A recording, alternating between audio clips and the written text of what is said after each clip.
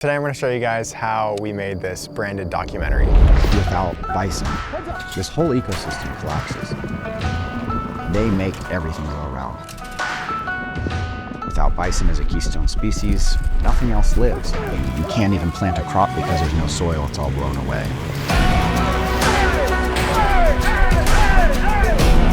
Watch out for that cow, watch out for that cow.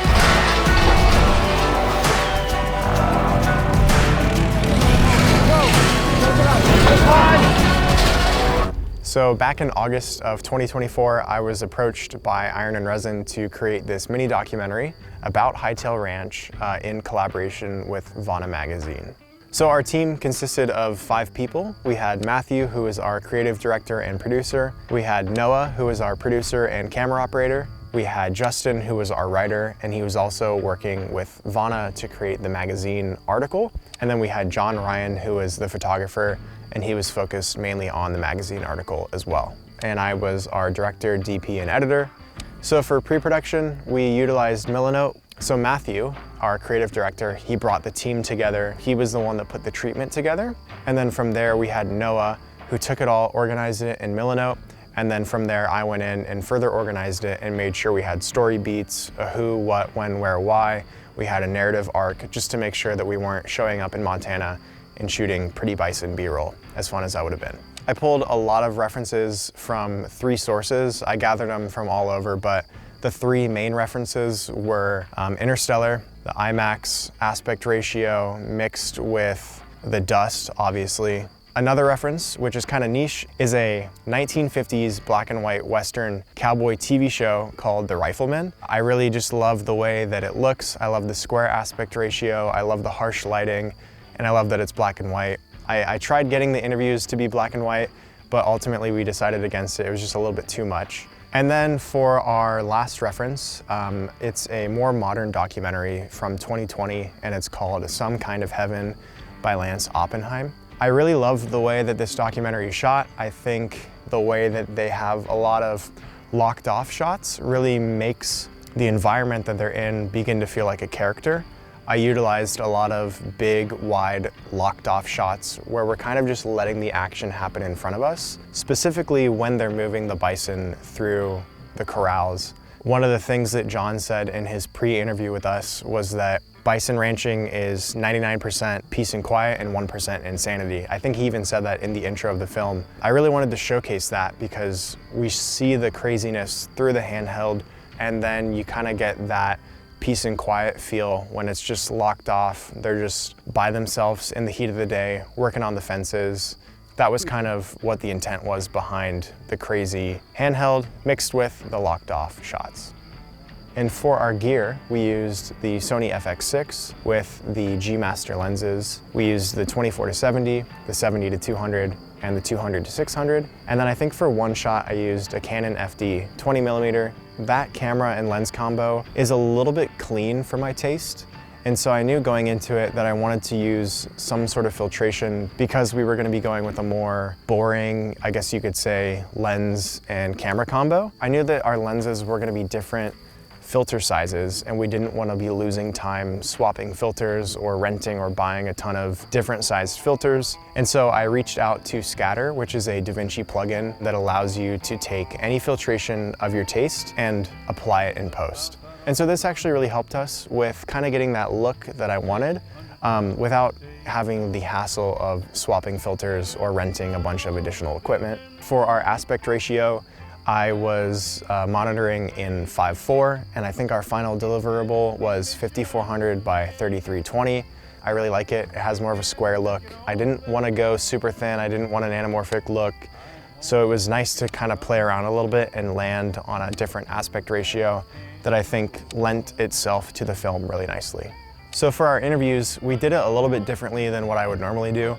Normally I'd bring it inside, light it, have full control, you get better audio, you get pretty light. But the longer we were on the ranch, we realized that that was the wrong decision and that it was actually better to shoot it in harsh, quote unquote, ugly light because we got those really harsh shadows on John. For one of the interviews, we even front lit John a little bit so that we'd have a long shadow on the ground, which is something that I would never recommend you do, but it looked right for the project. And so I think as long as you're making decisions that are right for the project, it's fine, and it's actually kind of fun to break the rules sometimes. So for our audio, we did not have an audio person. It was just a small crew, like I said. We were running the FX6s with the Sony UWP lav systems. And then on top of the FX6, I had a Sennheiser MKE 600. From the 600, we had scratch audio / kind of that environmental sound. And then with the UWPs, we got to lav John up as he was working throughout the day. And we got some of that really nice, intense close-up audio. Hey! Hey! Hey! Hey! Hey! Hey! Whoa! Here we go! Close it up! Surprisingly held up really well, even with all the wind, with the thick shirt he was wearing, and then he also had like this big, thick, gore-proof vest on because he'd been gored before, and it sounds pretty dang good in my opinion. So post-production was probably the hardest part of the whole thing. The client was super easy to work with, but we were there for so many days and we shot so much footage, and the runtime was only 6 to 7 minutes. And so it was kind of hard to cut down and decide exactly what we wanted to kill and what we wanted to keep. The structure and the skeleton of it was very easy to lay out, so was the intro. But I think just shooting that much footage and having that short of a runtime, you can kind of get lost in the edit a bit. Editing's fun, but it's not my favorite part of production. One area of post-production that I do enjoy though is color grading. And so I really leaned into a kind of film emulation look with this that was inspired heavily by Interstellar and The Rifleman. Like I said, I used scatter, I used Filmbox, I used Film Vision, I used Cinevista. I kind of like Frankensteined it together and got it to a point that I was happy with. And then that kind of evolved over time because on set each night I would go back and do quick little daily grades just to show the team, just so that we could see what we got, see that we were happy, and move on to the next day. For the sound design, I did the first pass myself. I used Artlist as well as a lot of on-set sounds, and then I passed it off to my friend Ultimo, who really took it over the edge. Again, surrounding yourself with people who are better than you always takes the project up to the next level. Before we lose all of our sunlight, these are my 3 final takeaways. So takeaway number 1 is have a story outline, but also remain flexible. On a documentary shoot, there's things that you can and can't plan for. And so I think having that North Star, having a treatment, having a solid team, having a Milanote that you've worked extensively on, having pre-interviews, doing all your pre-homework and really spending time in pre-production to know what it is you're going to shoot makes production so much easier. And it makes the client trust you more. I think if we had just shown up with our cameras in Montana, pressed record, said, look at those bison, they're so pretty, it's so cool, we would have come home with cool bison B-roll, but that's about it. Really, the client had a story and a treatment in mind. It was the team's job to execute that and spend time in pre-production so that you can go onto set knowing that you've already basically shot the film in your mind. Even though it's a documentary shoot, like I said, and there are variables, but that's the beauty of documentaries is you can't plan everything. So you have to have flexibility.